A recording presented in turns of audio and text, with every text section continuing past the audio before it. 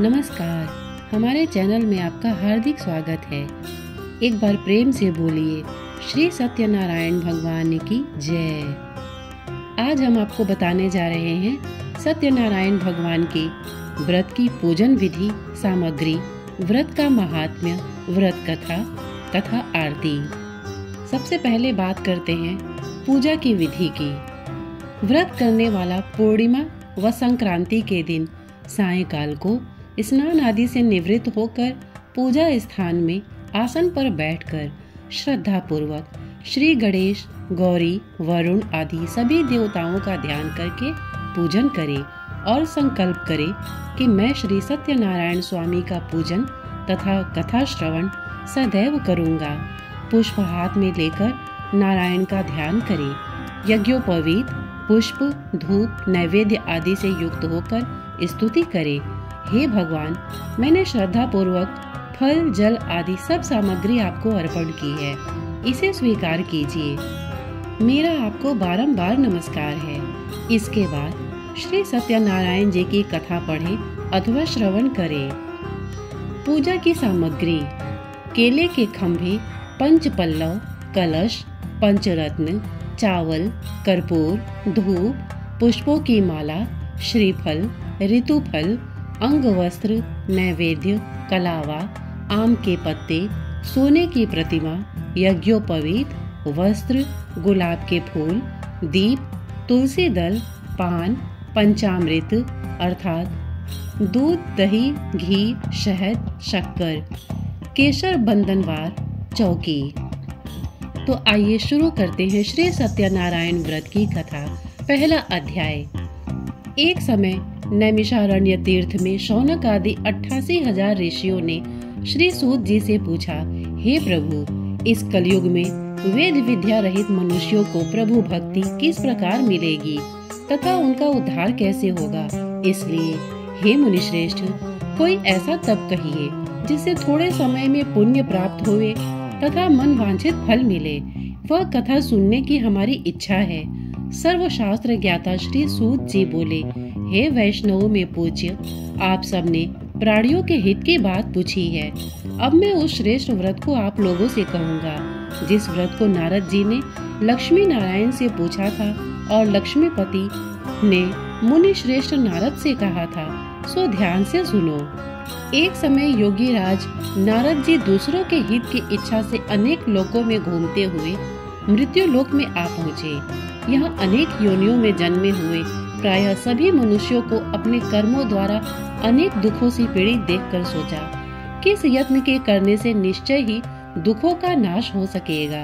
ऐसा मन में सोचकर विष्णु लोक को गए। वहाँ श्वेत वर्ण और 4 भुजाओं वाले देवों के ईश नारायण का, जिनके हाथों में शंख, चक्र, गदा और पद्म थे तथा वरमाला पहने हुए थे, देखकर स्तुति करने लगे। हे भगवान, आप अत्यंत शक्ति से संपन्न हैं। मन तथा वाणी भी आपको नहीं पा सकती। आपका आदि, मध्य, अंत नहीं है। निर्गुण स्वरूप सृष्टि के कारणभूत व भक्तों के दुखों को नष्ट करने वाले हो। आपको मेरा नमस्कार है। नारद जी से इस प्रकार की स्तुति सुनकर विष्णु भगवान बोले कि हे मुनिश्रेष्ठ, आपके मन में क्या है? आपका किस काम के लिए आगमन हुआ है? निसंकोच कहो। तब नारद मुनि बोले, मृत्यु लोक में सब मनुष्य जो अनेक योनियों में पैदा हुए हैं, अपने अपने कर्मों के द्वारा अनेक प्रकार के दुखों से दुखी हो रहे हैं। हे नाथ, मुझ पर दया रखते हो तो बतलाइए कि उन मनुष्यों के सब दुख थोड़े से ही प्रयत्न से कैसे दूर हो सकते हैं। श्री भगवान जी बोले, हे नारद, मनुष्यों की भलाई के लिए तुमने बहुत अच्छी बात पूछी है। जिस काम के करने से मनुष्य मोह से छूट जाता है, वह मैं कहता हूँ, सुनो। बहुत पुण्य देने वाला स्वर्ग तथा मृत्यु लोक दोनों में दुर्लभ एक उत्तम व्रत है। आज मैं प्रेम वश होकर तुमसे कहता हूँ, सत्यनारायण का यह व्रत अच्छी तरह विधि पूर्वक करके मनुष्य तुरंत ही यहाँ सुख भोग कर मरने पर मोक्ष को प्राप्त होता है। श्री भगवान के वचन सुनकर नारद मुनि बोले कि उस व्रत का फल क्या है, क्या विधान है और किसने ये व्रत किया है और किस दिन ये व्रत करना चाहिए? विस्तार से कहो। भगवान बोले, दुख शोक आदि को दूर करने वाला, धन धान्य को बढ़ाने वाला, सौभाग्य तथा संतान को देने वाला यह व्रत सब स्थानों पर विजयी करने वाला है। भक्ति और श्रद्धा के साथ किसी भी दिन मनुष्य श्री सत्यनारायण की शाम के समय ब्राह्मणों और बंधुओं के साथ धर्म परायण होकर पूजा करे। भक्ति भाव से नैवेद्य, केले का फल, घी, दूध और गेहूं का जोड़ सवाया लेवे। गेहूं के अभाव में साठी का जोड़, शक्कर तथा गुड़ ले और सब भक्षण योग्य पदार्थ जमा करा के भगवान को अर्पण कर देवे तथा बंधुओं सहित ब्राह्मणों को भोजन करावे। पश्चात स्वयं भोजन करे। नृत्य गीत आदि का आचरण कर सत्यनारायण भगवान का स्मरण करता हुआ समय व्यतीत करे। इस तरह व्रत करने पर मनुष्यों की इच्छा निश्चय पूरी होती है। विशेषकर कली काल में भूमि पर यही मोक्ष का सरल उपाय है। प्रथम अध्याय पूर्ण हुआ। दूसरा अध्याय। सूत जी बोले, हे ऋषियों, जिसने पहले समय में इस व्रत को किया है उसका इतिहास कहता हूँ, ध्यान से सुनो। सुंदर काशीपुरी नगरी में एक अत्यंत निर्धन ब्राह्मण रहता था। वह भूख और प्यास से बेचैन हुआ नित्य पृथ्वी पर घूमता था। ब्राह्मणों से प्रेम करने वाले भगवान ने ब्राह्मण को दुखी देखकर बूढ़े ब्राह्मण का रूप धर उसके पास जा आदर के साथ पूछा, हे विप्र, नित्य दुखी हुआ पृथ्वी पर क्यों घूमता है? हे श्रेष्ठ ब्राह्मण, यह सब मुझसे कहो, मैं सुनना चाहता हूँ। ब्राह्मण बोला, मैं निर्धन ब्राह्मण हूँ, भिक्षा के लिए पृथ्वी पर फिरता हूँ। हे भगवान, यदि आप इसका उपाय जानते हैं तो कृपा कर कहो।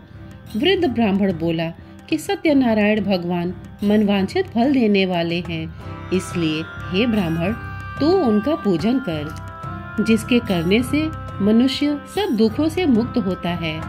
ब्राह्मण को व्रत का सारा विधान बतलाकर बूढ़े ब्राह्मण का रूप धारण करने वाले सत्यनारायण भगवान अंतर्धान हो गए। जिस व्रत को वृद्ध ब्राह्मण ने बतलाया है मैं उसको करूँगा, यह निश्चय करने पर उसे रात में नींद भी नहीं आई।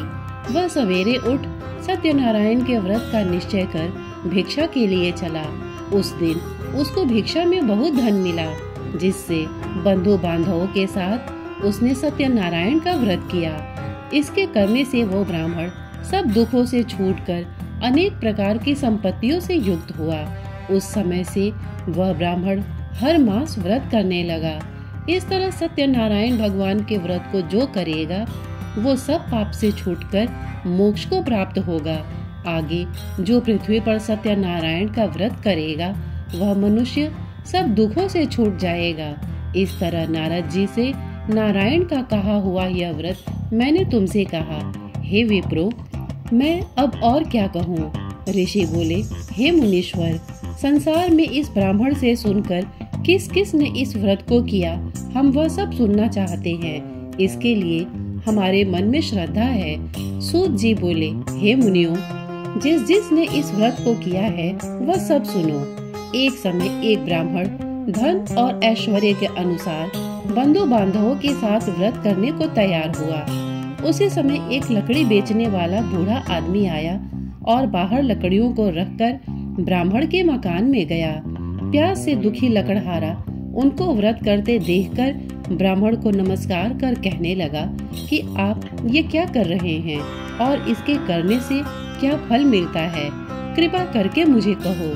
ब्राह्मण ने कहा, सब मनोकामनाओं को पूरा करने वाला ये सत्यनारायण भगवान का व्रत है। इसकी ही कृपा से मेरे यहाँ धन धान्य आदि की वृद्धि हुई है। ब्राह्मण से इस व्रत के बारे में जानकर लकड़हारा बहुत प्रसन्न हुआ। चरणामृत ले और खाने के बाद अपने घर को गया। लकड़हारे ने अपने मन में इस प्रकार का संकल्प किया कि आज शाम में लकड़ी बेचने से जो धन मिलेगा उसी से सत्यनारायण देव का उत्तम व्रत करूंगा। यह मन में विचार कर वह बूढ़ा आदमी लकड़ियां अपने सिर पर रखकर जिस नगर में धनवान लोग रहते थे वह ऐसे नगर में गया। उस रोज वहां पर उसे उन लकड़ियों का दाम पहले दिनों से चौगुना मिला। तब वह बूढ़ा लकड़हारा दाम ले और अति प्रसन्न होकर पके केले की फली, शक्कर, घी, दुग्ध, दही और गेहूं का जोड़ इत्यादि सत्यनारायण भगवान के व्रत की कुल सामग्रियों को लेकर अपने घर गया। फिर उसने अपने भाइयों को बुलाकर विधि के साथ भगवान जी का पूजन किया और व्रत किया। उस व्रत के प्रभाव से वह बूढ़ा लकड़हारा धन पुत्र आदि से युक्त हुआ और संसार के समस्त सुख भोग कर बैकुंठ को चला गया। दूसरा अध्याय पूर्ण हुआ। तीसरा अध्याय।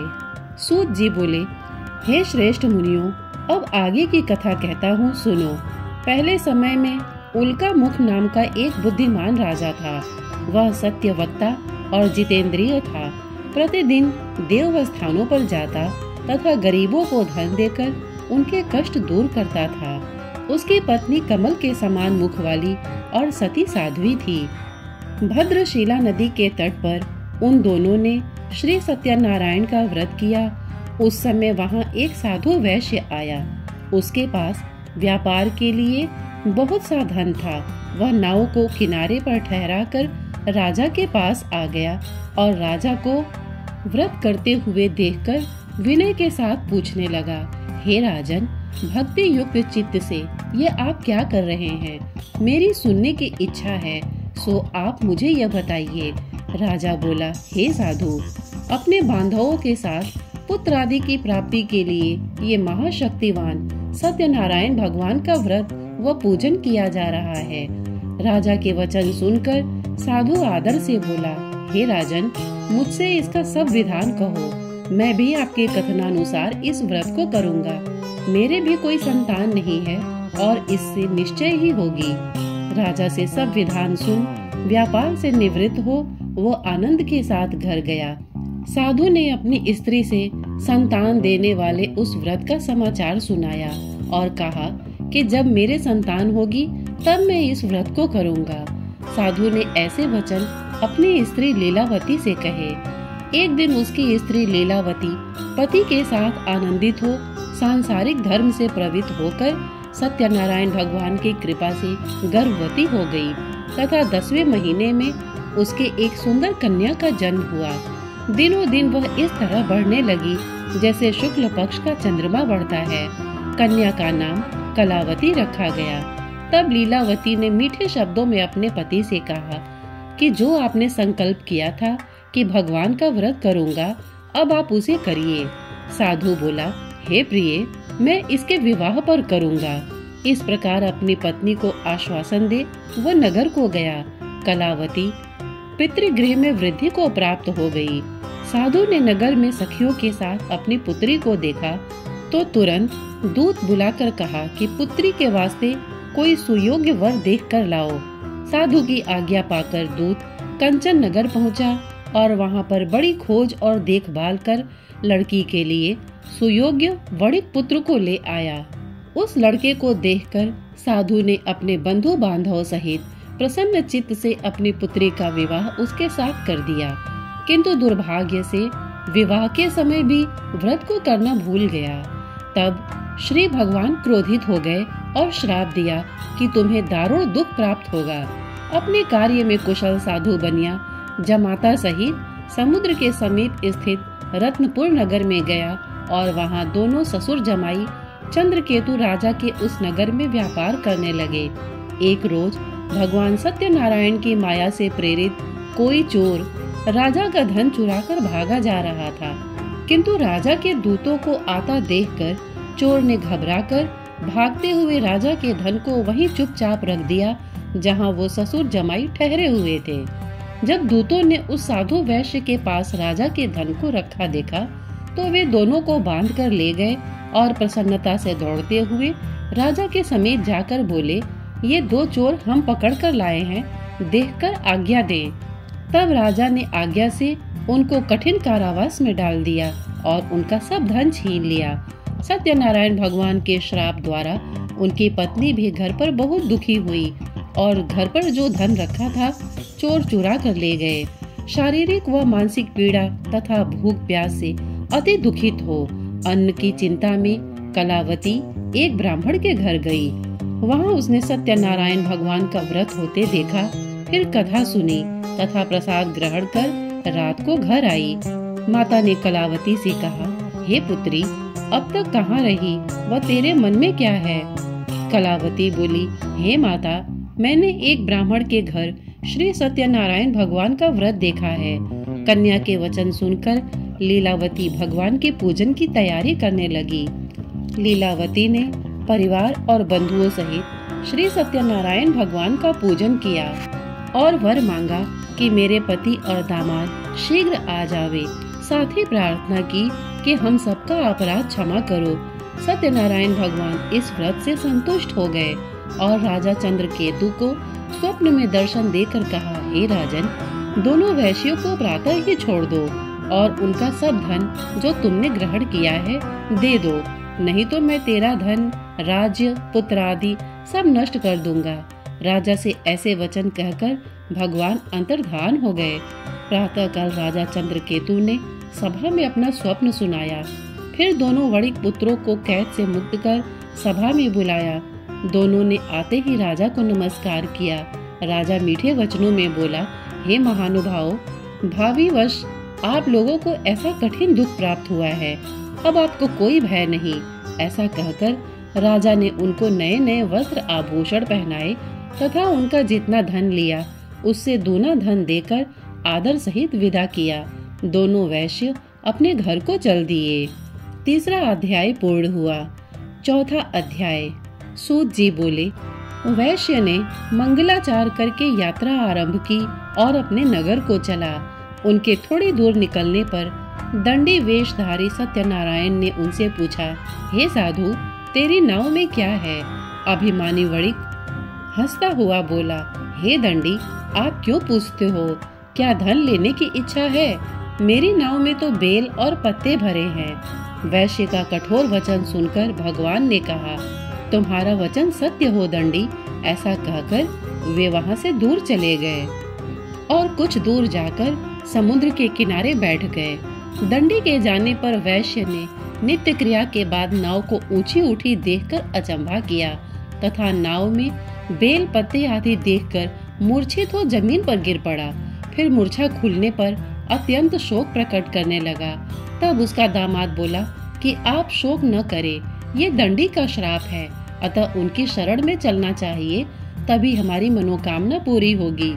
दामाद के वचन सुन वह दंडी के पास पहुंचा और अत्यंत भक्ति भाव से नमस्कार करके बोला, मैंने जो आपसे असत्य वचन कहे थे उनको क्षमा करो।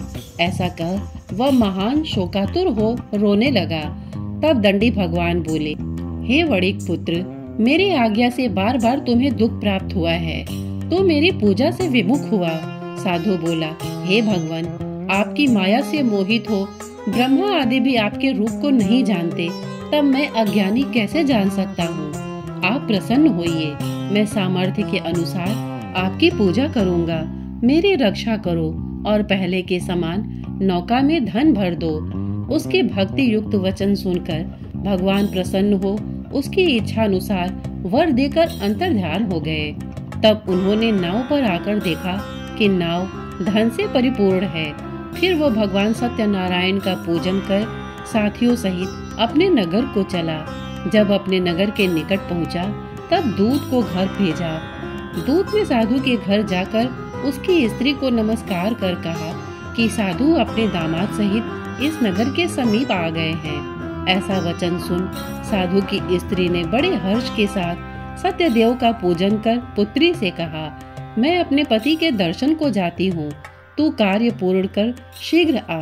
माता के ऐसे वचन सुनकर कलावती प्रसाद छोड़कर पति के पास गई। प्रसाद की अवज्ञा के कारण सत्यदेव ने रुष्ट हो उसके पति को नाव सहित पानी में डुबो दिया। कलावती अपने पति को न देखकर रोती हुई जमीन पर गिर गई। इस तरह नौका को डूबा हुआ तथा कन्या को रोती देख साधु दुखित हो बोला, हे प्रभु, मुझसे या मेरे परिवार से जो भूल हुई है उसे क्षमा करो। उसके दीन वचन सुनकर सत्यदेव प्रसन्न हो गए और आकाशवाणी हुई, हे साधु, तेरी कन्या मेरे प्रसाद को छोड़कर आई है, इसलिए इसका पति अदृश्य हुआ है। यदि वो घर जाकर प्रसाद खाकर लौटे तो इसे पति अवश्य मिलेगा। ऐसी आकाशवाणी सुनकर कलावती ने घर पहुंचकर प्रसाद खाया। फिर आकर पति के दर्शन किए तत्पश्चात साधु ने बंधु बांधवों सहित सत्यदेव का विधि पूर्वक पूजन किया।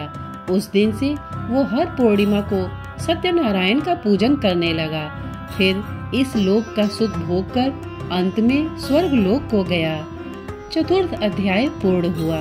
पांचवा अध्याय। सूत जी बोले, हे ऋषियों, मैं और भी कथा कहता हूँ, सुनो। प्रजापालन में लीन तुंगध्वज नाम का एक राजा था। उसने भी भगवान का प्रसाद त्याग कर बहुत दुख पाया। एक समय वन में जाकर वन्य पशुओं को मारकर बड़ के पेड़ के नीचे आया। वहाँ उसने ग्वालों को भक्ति भाव से बांधवों सहित सत्यनारायण जी का पूजन करते देखा। राजा देखकर भी अभिमानवश वहाँ नहीं गया और न नमस्कार ही किया। जब ग्वालों ने भगवान का प्रसाद उसके सामने रखा तो वह प्रसाद को त्याग कर अपनी सुंदर नगरी को चला। वहीं उसने अपना सब कुछ नष्ट हुआ पाया तो वह जान गया कि यह सब भगवान ने किया है। तब वह विश्वास कर ग्वालों के पास गया और विधि पूर्वक पूजन कर प्रसाद खाया तो सत्यदेव की कृपा से पहले जैसा था सब वैसा ही हो गया। फिर दीर्घ काल तक सुख भोग कर मरने पर स्वर्ग लोक को गया। जो मनुष्य इस परम दुर्लभ व्रत को करेगा, भगवान की कृपा से उसे धन धान्य की प्राप्ति होगी। निर्धन धनी और बंदी बंधन से मुक्त होकर निर्भय हो जाता है। संतानहीनों को संतान प्राप्ति होती है तथा सब मनोरथ पूर्ण होकर अंत में बैकुंठ धाम को जाता है। जिन्होंने पहले इस व्रत को किया, अब उनके दूसरे जन्म की कथा कहता हूँ। वृद्ध शतानंद ब्राह्मण ने सुदामा का जन्म लेकर मोक्ष को पाया। उल्का मुख नाम का राजा दशरथ होकर बैकुंठ को प्राप्त हुआ। साधु नाम का वैश्य ने मूढ़ध्वज बनकर अपने पुत्र को आरे से चीरकर मोक्ष को प्राप्त किया। महाराज तुंगध्वज ने स्वयंभू होकर भगवान में भक्ति युक्त हो कर्म कर मोक्ष को प्राप्त किया। सत्यनारायण भगवान की कथा पूर्ण हुई। श्री सत्यनारायण जी की आरती।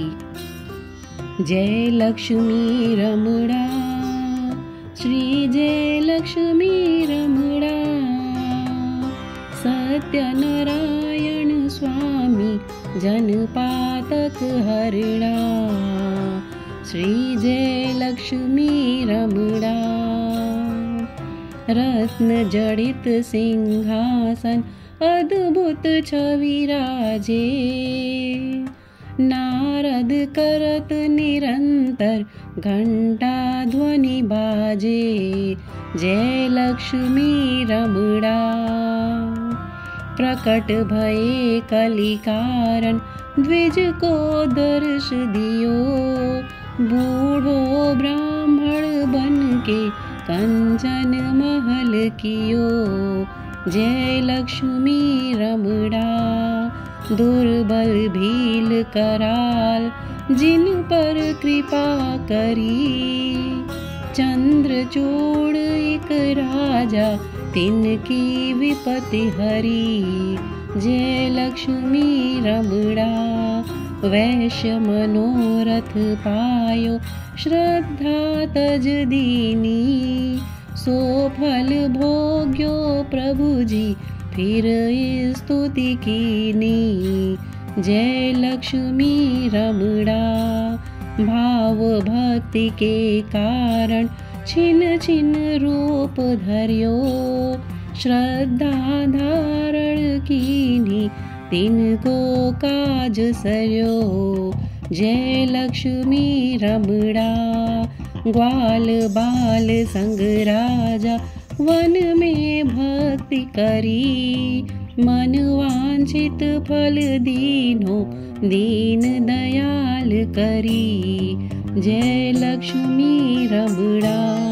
चढ़त प्रसाद सवायो कदली फल मेवा, धूप दीप तुलसी से राजी सत्यदेवा। जय लक्ष्मी रमणा।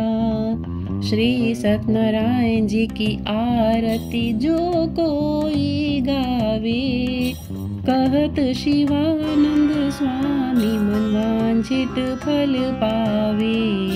जय लक्ष्मी रमणा, जय लक्ष्मी रमणा, श्री जय लक्ष्मी रमणा, सत्यनारायण स्वामी जनपादक हरणा, जय लक्ष्मी रमणा।